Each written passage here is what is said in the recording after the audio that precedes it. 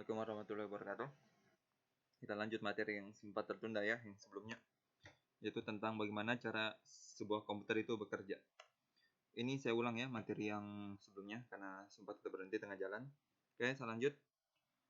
Seperti yang kita tahu, komputer itu memiliki otak layaknya seorang manusia kan, atau makhluk hidup. Otak pada komputer itu biasa kita kenal dengan istilah prosesor. Oke. Fungsi prosesor untuk mengatur semua kinerja di dalam komputer. Oke, sekarang bagian cara kerja prosesor. Yang saya seperti sebutkan di pertemuan sebelumnya, ada input. Input berupa keyboard, mouse, joystick, flash disk, dan sebagainya ya. Intinya dia berfungsi sebagai masukan atau yang memberi masuk data. Kemudian setelah input pasti ada proses. Proses ini akan dikerjakan oleh prosesor. Di dalam prosesor ada tiga komponen, yaitu control unit, ALU, dan register. ALU singkatan dari Arithmetical Logical Unit, atau biasa dikenal dengan istilah logika boolean dan unit aritmatika. Intinya di sini dia akan membagi perintah yang masuk, apakah dia termasuk fungsi aritmatika atau apakah dia termasuk dalam sebuah logika. Kemudian di register ini penyimpanan sementara ya. Ini terbagi dua, ada primary dan secondary. Yang termaksud primary storage yaitu RAM. RAM itu termasuk primary ya, sedangkan secondary itu adalah hard disk atau SSD. Kenapa RAM bisa masuk primary? Karena RAM itu yang utama. Tanpa adanya RAM, aplikasi di komputer kalian itu tidak bisa berjalan. Sedangkan secondary karena dia ini cuma bersifat untuk menyimpan saja.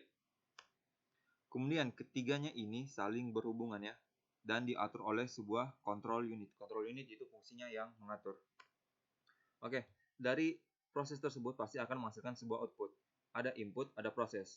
Proses mengolah input dan hasilnya pasti output. Output dalam bentuk monitor, printer, dan speaker. Oke, selain itu, prosesor memiliki fungsi lain lagi, yaitu komunikasi device.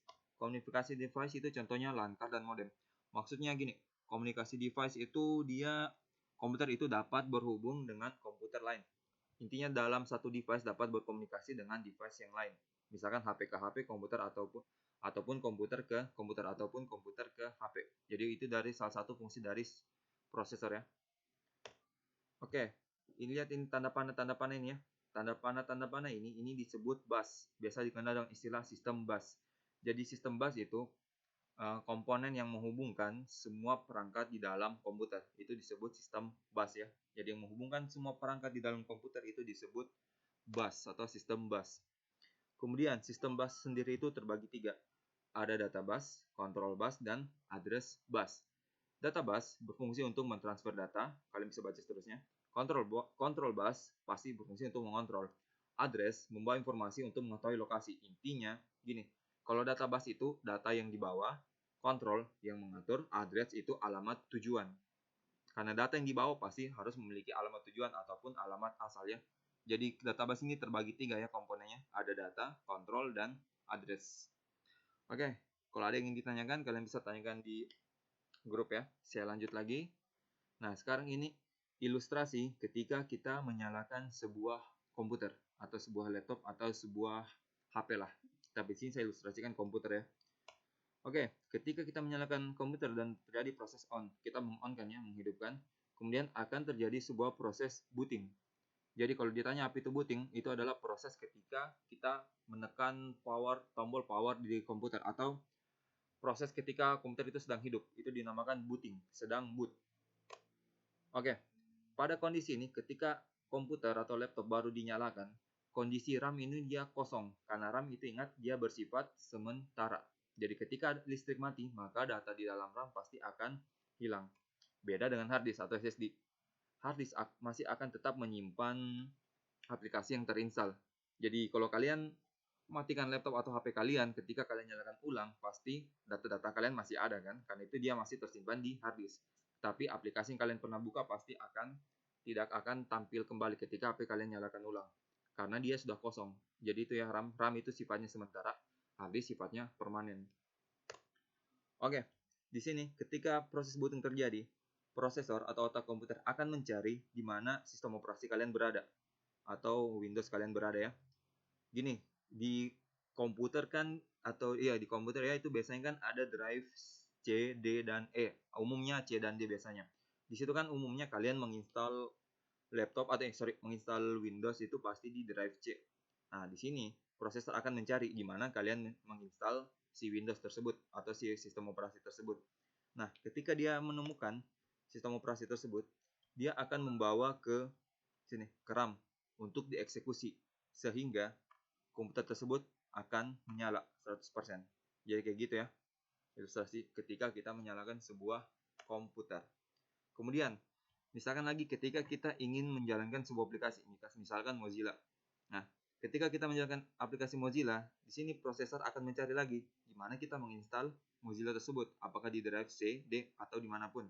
Nah, ketika dia sudah temukan, dia akan bawa lagi ke, sama ya, apakah membuka aplikasi Photoshop atau Mozilla. Nah, intinya ketika dia temukan, dia akan bawa ke RAM untuk dieksekusi. Dieksekusi maksudnya ini biar aplikasinya itu bisa terbuka. Kayak gini ya. Oke, semoga sampai sini kalian bisa paham ya. Kalau ada yang tidak dipahami, kalian bisa share pertanyaan di grup. Nanti kita diskusikan rame-rame. Oke, sekarang bagaimana? Sekarang kita cari kondisi lagi gini. Misalkan ini ya, ini kan kalau kita lihat dari secara gambar, ini kondisi RAM ini sudah full. Nah, gimana kalau kita ingin menjalankan lagi sebuah aplikasi, misalkan Word atau apalah segala macam SQL. Sementara kondisi RAM di sini sudah full, berarti RAM sudah tidak bisa mengeksekusi lagi aplikasi. Jadi dia tidak akan bisa membuka aplikasi lagi kalau kondisi RAM sudah full. Jadi itu yang biasa menyebabkan HP kalian mungkin itu terasa lambat atau terasa hang, karena mungkin itu banyak aplikasi yang terbuka secara bersamaan. Kemudian kalian ingin buka lagi aplikasi, maka di situ pasti kalau bukan komputernya lambat, kemungkinan dia akan hang. Begitu pula berlaku juga di HP ya. Kalau bukan dia terasa lambat, panas, atau bisa jadi pasti hang juga. Jadi solusinya gimana? Solusinya tutup close aplikasi tersebut, lalu buka aplikasi yang ingin dibuka selanjutnya. Kayak gitu. Itu solusi pertama. Solusi kedua, tingkatkan ukuran RAM kalian. Perbesar ukuran RAM kalian. RAM dengan kapasitas lebih besar akan mampu membuka aplikasi lebih banyak secara bersamaan. Jadi gitu ya ilustrasinya. Oke, sampai sini ada yang tanyakan. Kalau ada yang tanyakan silahkan share pertanyaan di grup ya. Saya akhiri dulu untuk video pembelajaran kali ini. Saya kira assalamualaikum warahmatullahi wabarakatuh.